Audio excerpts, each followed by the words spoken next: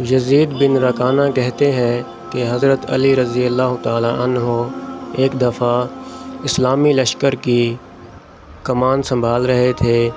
ان کو کسی کام سے حضور نبی کریم صلی اللہ علیہ وسلم سے ملنے کے لیے مکہ مکرمہ واپس آنا پڑا۔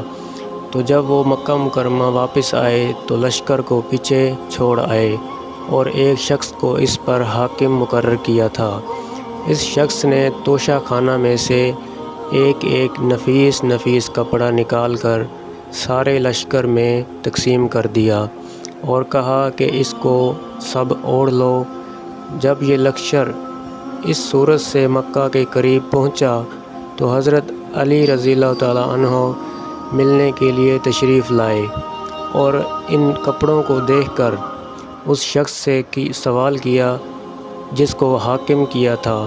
پوچھا کہ یہ کیا بات ہے، تم نے ان سب کو یہ کپڑے کیوں دیے ہیں؟ تو اس نے کہا میں نے یہ کپڑے اس لیے تقسیم کیے ہیں تاکہ یہ لشکر لوگوں میں اپنی عزت ظاہر کرے۔ حضرت علی نے فرمایا تجھ کو خرالی ہو، یہ کپڑے ان لوگوں سے واپس لو اور سارے مال غنیمت کو اکٹھا کر کے بیت المال میں جمع کرواؤ۔ یہ نبی کریم صلی اللہ علیہ وسلم کے پہنچنے سے پہلے کام مکمل کرو۔ چنانچہ وہ کپڑے سارے لشکر سے اس شخص نے واپس لیے اور مال غنیمت میں جمع کروا دیے۔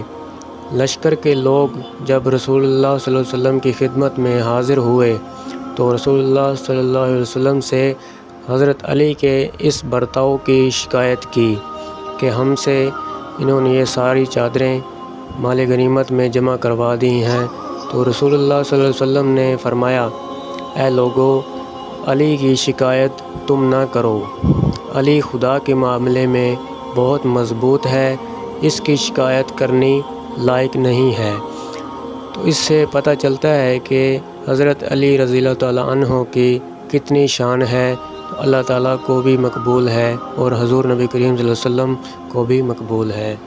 اگر ویڈیو اچھی لگی ہو تو اس طرح کی مزید ویڈیو حاصل کرنے کے لیے ہمارے چینل کو سبسکرائب کر لیجئے۔